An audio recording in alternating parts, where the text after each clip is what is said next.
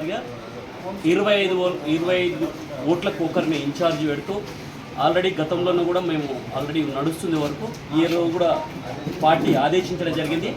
ఖచ్చితంగా కూడా క్యాండిడేట్ ఆల్ఫోస్ నరేందర్ రెడ్డి గారిని గెలిపించాలని, గెలుపుకు దిశగా ప్రతి కాంగ్రెస్ కార్యకర్త కూడా యూత్ కాంగ్రెస్, ఎన్ఎస్యుఐ, మహిళా కాంగ్రెస్, అనుబంధ సంఘాలు కూడా అందరూ పనిచేయాలని, ప్రతి ఒక్కరు కూడా మన కాంగ్రెస్ పార్టీ చేపట్టిన కార్యక్రమాలతో పాటు విద్యా వ్యవస్థ మీద గ్రాడ్యుయేట్లకు కానీ, తర్వాత ఈరోజు విద్యా వ్యవస్థ మీద మనం తీసుకున్న నిర్ణయాలు కానీ ఈ సమాజానికి రేపు రాబో తరాలకు మంచి చేసే విధంగా ఉన్నాయి కనుక మనం ప్రజల్లోకి వెళ్ళి చెప్పడానికి మనకు ఆస్కారం ఉంది.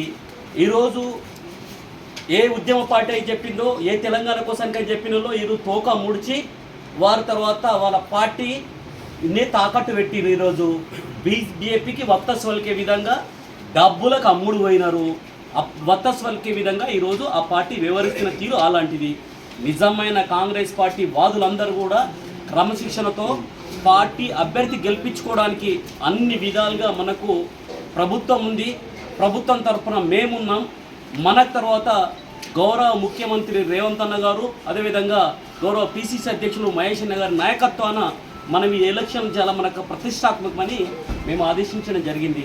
దాంతోపాటు మేము ఎందుకు గ్రాడ్యుయేట్లను అప్పీల్ చేస్తున్నామంటే 2008, 2009 ఉన్న డిఎస్సికి కూడా ఆ ప్రభుత్వం అప్పుడు వచ్చిన తర్వాత దురదృష్టవత్తు కొట్టుదారు ఉంటే 10 సంవత్సరాలు సాధించుకున్న తెలంగాణలో వాళ్ళకి ఇవ్వకపోతే కూడా నిన్ననే మొన్న తర్వాత విద్యా వ్యవస్థ కుంటుపడుతుందని చెప్పి గ్లోబల్ ప్రచారం ద్వారా చేస్తుంటే అన్న రేవంత్ అన్న దృష్టికి కనీసం అభ్యర్థులు దృష్టికి తీసుకపోతే పేపర్లు వస్తే కూడా స్పందించి 1200 మందిని ఈరోజు నిన్న అపాయింట్మెంట్ చేయడం జరిగింది. అది కాంగ్రెస్ పార్టీకున్న నిబద్ధత. డిఎస్సి 10 సంవత్సరాలు సాధించుకున్న తెలంగాణలో ఉద్యోగాలు, అవకాశాలు, నీళ్లు, నిధులు అన్నోళ్ళు దాన్ని మరుగున పడేస్తే అన్న రేవంత్ అన్న గారు దాన్ని తర్వాత ఈరోజు 1200 మంది విధి ఇవ్వడం జరిగింది. 52,000 మందికి కొత్త ఉద్యోగాలు ఇచ్చింది.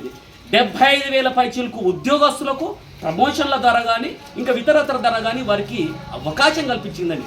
అన్నిటికన్నా ముఖ్యంగా ప్రతి ఉద్యోగస్తులు కూడా ప్రజాపాలనలో తలెత్తుకుని తిరిగే విధంగా వారు బాధ్యతగా పనిచేయాలని వారికి నెల నెల జీతం ఇవ్వడం జరుగుతుంది. గతంలో ఏంటంటే 15 తారీఖు వస్తుందా, 20 తారీఖు వస్తుందా, ఏ వస్తుందా అని కూడా తెలియదు. వీళ్ళ కొద్దిగా మన జిల్లాకు సంబంధించిన ఆయన్నే ఆర్థిక మంత్రి నుండి కూడా 15 తారీఖు నుండి గ్లోబల్ ప్రచారం చేస్తారు. వాళ్ళు ఉన్నది లేనట్టు చెప్తారు, లేనిది ఉన్నట్టు చెప్తారు. వాళ్ళకి అన్నీ సాధ్యమైతే కానీ కాంగ్రెస్ పార్టీ ఉన్నది ఉన్నట్టే మాట్లాడుతూ ఏదైతే వ్యవస్థలు ఈరోజు ఇంటిగ్రేటెడ్ హాస్పిటల్ మన హాస్టల్స్ ముఖ్యంగా ప్రతి పేదింటి బిడ్డ, బడుగు బలహీన వర్గాల బిడ్డ ఈరోజు చదువుకోవాలంటే 250 కోట్లతో మనం ఎందుకంటే ఇంటర్నేషనల్ ఎడ్యుకేషన్ అందించాలని చెప్పేసి ఈరోజు స్పోర్ట్స్ యూనివర్సిటీలు పెట్టడం జరిగింది. అన్ని విధాలుగా కూడా ఈరోజు తెలంగాణ ప్రభుత్వం ముందడుగు వేస్తున్నంత గ్రాడ్యుయేట్లు కూడా అందరూ పెద్ద మనసు అర్థం చేసుకొని ఇవాళ విద్యా వ్యవస్థ గాడిలో పడుతున్న తరుణంలో అప్పుడేమో చదువుకోవాలంటే ఇప్పుడు చాలామంది కూడా ప్రైవేటు కాలేజీలు మూసివేయడం జరిగింది. దగ్గర 250 కాలేజీలు మూసివేయడం జరిగింది. దాంట్లో నర్సాపూర్లో చూస్తే 5 ప్రైవేట్ కాలేజీలు ఉంటే ఇలా 5 ప్రైవేట్ కాలేజీలు మూసివేసుకున్న కారణం టీఆర్ఎస్ ప్రభుత్వం. అప్పుడు విద్యా వ్యవస్థ సరిగా లేదు. లీకేజ్ల పేరుతో అప్పుడు మరణాలు జరిగినాయి.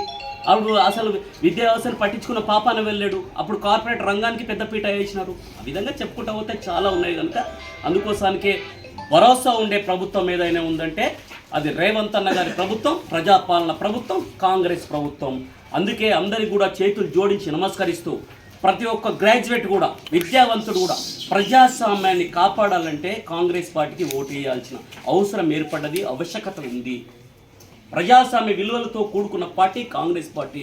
ఈరోజు పదవుల కోసం కాకుండా ఈరోజు తర్వాత పార్టీ ఆ రోజు తెలంగాణ రావడానికి కాంగ్రెస్ పార్టీ మూల కారణం.